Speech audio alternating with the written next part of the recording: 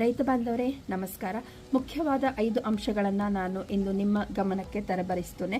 ಮೊದಲನೇದಾಗಿ, ಯಾರು 2,4-D ಅನ್ನೋ ಒಂದು ಕಳೆನಾಶಕವನ್ನು ಹೊಲದಲ್ಲಿ ಸ್ಪ್ರೇ ಮಾಡ್ತಾ ಇದ್ದೀರಿ, ಅಂದರೆ ಕಬ್ಬಿನ ಬೆಳೆಗೆ ಸ್ಪ್ರೇ ಮಾಡ್ತಾ ಇದ್ದೀರಿ, ನೀವು ನಿಮ್ಮ ಆಸುಪಾಸಿನಲ್ಲಿ ಅರ್ಧ ಕಿಲೋಮೀಟರ್ವರೆಗೆ ಯಾರಾದರೂ ಹತ್ತಿಯನ್ನು ಬೆಳೀತಾ ಇದ್ದಾರಾ ಅನ್ನೋದನ್ನು ಮೊದಲು ಕನ್ಫರ್ಮ್ ಮಾಡ್ಕೊಳ್ಳಿ. ಯಾಕಂದರೆ ಹತ್ತಿಯಲ್ಲಿ 50-60% ಇದು ಇಳುವರೆಗೆ ಧಕ್ಕೆ ಉಂಟು ಮಾಡುತ್ತದೆ. ಅದರ ಜೊತೆಗೆ ಬೆಳೆ ಕೂಡ ಒಣಗಿ ಹೋಗುವ ಸಂಭಾವನೆಗಳು ಇರ್ತವೆ.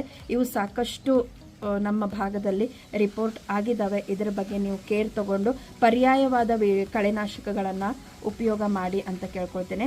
ಎರಡನೇದಾಗಿ, ಯಾರು ಈ ಬೂಮ್ ಸ್ಪ್ರೇಯರ್ ಅಂದರೆ ಅಥವಾ ಒಂದು ಟ್ಯಾಂಕರನ್ನು ಯೂಸ್ ಮಾಡಿ ಸ್ಪ್ರೇ ಮಾಡ್ತಾ ಇದ್ದೀರಿ, ಅವರು ಕಳೆನಾಶಕವನ್ನು ಸಿಂಪಡಣೆ ಮಾಡಿದ ತಕ್ಷಣ ಏನಾದರೂ ಕೀಟನಾಶಕಗಳನ್ನು ಸ್ಪ್ರೇ ಮಾಡ್ತಾ ಇದ್ದರೆ ಆ ಕಳೆನಾಶಕದ ಎಫೆಕ್ಟು ನಿಮ್ಮ ಬೆಳೆ ಮೇಲೆ ಆಗ್ಬೋದು. ಅದಕ್ಕಾಗಿ ಸ್ಪ್ರೇಯರನ್ನು ಚೆನ್ನಾಗಿ ನೀವು ತೊಳ್ಕೊಂಡ ನಂತರನೇ ಅದರಲ್ಲಿ ಪೀಡೆನಾಶಕಗಳನ್ನು ಹಾಕಿ ಸ್ಪ್ರೇ ಮಾಡಬೇಕು.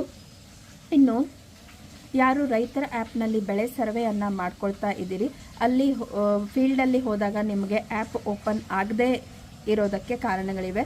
ನಿಮ್ಮಲ್ಲಿ ಆ ಥರ ಸಮಸ್ಯೆ ಬಂದರೆ ನೀವು ಗೂಗಲ್ ಪ್ಲೇಸ್ಟೋರ್ನಲ್ಲಿ ಹೋಗಿ ಗೂಗಲ್ ಮ್ಯಾಪ್ಸ್ ಅನ್ನೋದು ಒಂದಿರುತ್ತದೆ, ಅದನ್ನು ಅಪ್ಡೇಟ್ ಅಂತ ಹೇಳಿ ಕೊಟ್ಟು ಅದರ ನಂತರ ಬೆಳೆ ಕೋಡ್ ಅಂದರೆ ನಾನು ಆಲ್ರೆಡಿ ಗ್ರೂಪ್ನಲ್ಲಿ ಶೇರ್ ಮಾಡಿದ್ದೀನಿ. ಹತ್ತಿಗೆ ಫಾರ್ ಎಕ್ಸಾಂಪಲ್ 8 ಅನ್ನೋ ಒಂದು ಕೋಡ್ ಇರ್ತದೆ. ಅದೇ ರೀತಿ ಉದ್ದು ಹೆಸರಿಗೆ ಬೇರೆ ಬೇರೆ ನಮೂನೆ ಕೋಡ್ ಇರ್ತದೆ.